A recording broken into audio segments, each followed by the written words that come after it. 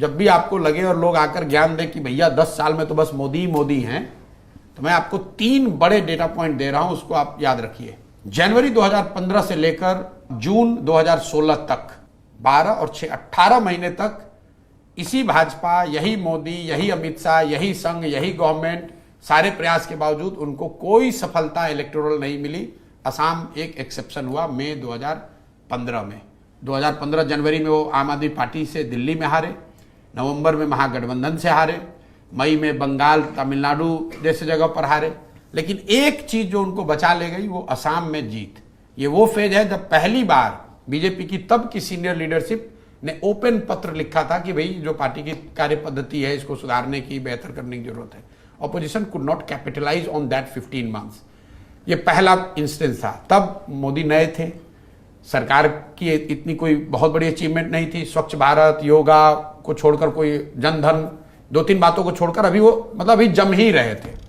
आपके पास शुरुआती 15 महीने में ये मौका आया था, लेकिन ऑपोजिशन पार्टी के लीडर्स ने उस समय क्या सोचा, अरे 5 साल में आए हैं, खुद ही जनता नाराज हो जाएगी, हट जाएगी। So you allowed them to make a come back. Then came the second phase, June 2017 से लेकर दिसंबर 2018 तक, फिर 18 महीना पोस्ट डीमोनेटाइजेशन। यूपी में तो उनको तुरंत सफलता मिली, लेकिन जब डीमोनेटाइजेशन की वजह से जो सोशल इकोनॉमिकल जो अनरेस्ट नीचे हुआ, उसका असर ये हुआ कि 6 महीने बाद तक, मतलब 2017 जून से आपने देखा गुजरात में एक आंदोलन शुरू हुआ, पटेल आंदोलन। और गुजरात में नवंबर में जो चुनाव हुए 2017 में, करीब करीब भाजपा चुनाव हार गई थी। फिर 2018 में वो कर्नाटक हारे, 2018 में मध्य प्रदेश, छत्तीसगढ़ और राजस्थान हारे। मतलब पूरे 1.5 बरस तक बीजेपी को कोई सफलता नहीं मिली। Congress had a time, opposition had a time to make a comeback. They made a huge mistake, they blundered in Lok Sabha, BJP made a comeback. This was second. ये एक दिन का फेज नहीं मैं बता रहा हूं, 15-15, 18-18 महीनों का फेज रहा है। फिर तीसरा मौका, पोस्ट कोविड सेकेंड राउंड। पहली बार अगर आप सर्वे देखेंगे, मोदी जी की personal popularity went down post Covid second round. पूरे देश में हाहाकार मचा है। पहली बार जो middle class, urban middle class है, जो मोदी जी का एक तरह से अंधभक्त रहा है पिछले कुछ सालों में, उसका वो विश्वास हिला। जो कोविड में जब आपने क्राइसिस देखी, MOTN का सर्वे आप उठाकर देखिए, पहली बार मोदी का जो पर्सनल पॉपुलैरिटी अप्रूवल रेटिंग है, that was lowest in June 2021। उसके बाद बंगाल में उनको मैसिव हार हुई। That was the time when you could have mount a challenge. What did you do?